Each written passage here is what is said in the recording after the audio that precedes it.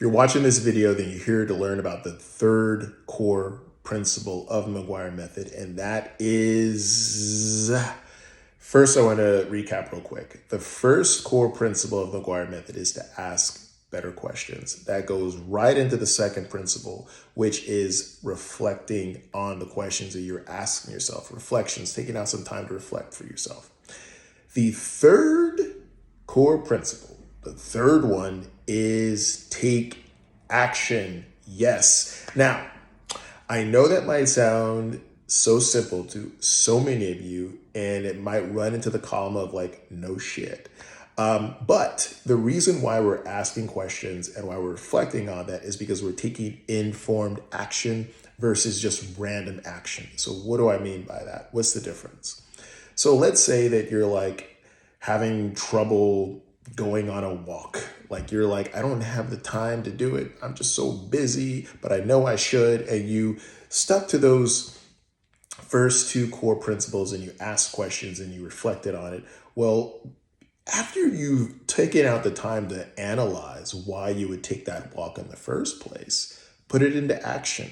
The difference between informed action and then just random action is that you might say to yourself, yeah, you know what, I just feel like taking a walk. Well, yes, that works really well. There's plenty of advice out there that says, just do it.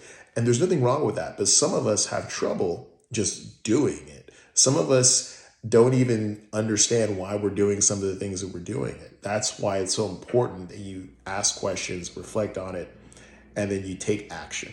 So when you do take action, there are healthy types of action that you can take that's going to improve your mind, improve your body, improve your spirit, and improve your community, improve the people around you. I really dive into that in my book. But what I wanted to kind of do is, and I'm going to dive into this in more videos and in my book. So like, you're going to get way more juicy information than what I'm about to provide you right now. But one thing that you can do that is so simple is that when you ask questions of what a perfect day for you looks like, and you reflect on that, maybe write it out, kind of journal it out, what that looks like for you, why don't you try to set a day aside where you put into action that perfect day that you kind of dreamt of for yourself? I know that may sound kind of weird, but what I learned is that when you're able to kind of take that intentional and informed action, right? And you're being intentional about it, and you're like saying to yourself, you know, like, hey, I do want to have that perfect day, and this is what I would do. This is the action that I would take to have that perfect day. You get to find out a lot more about yourself.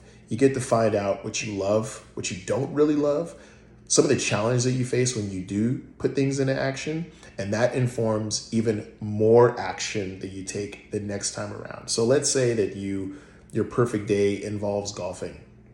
I know that sounds weird for some of you, but like, yeah, let's say you just want to fucking golf. And you thought about it.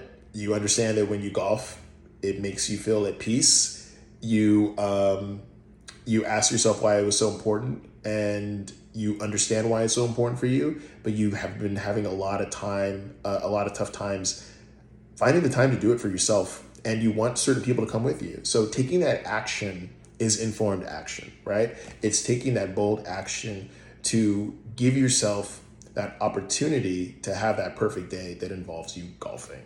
And try that exercise for yourself. See how that works out for you. Come back, let me know how that goes. But that's just one thing, okay? I'm gonna be diving into so many more different things in this book and in more videos to come. So you stay tuned, all right?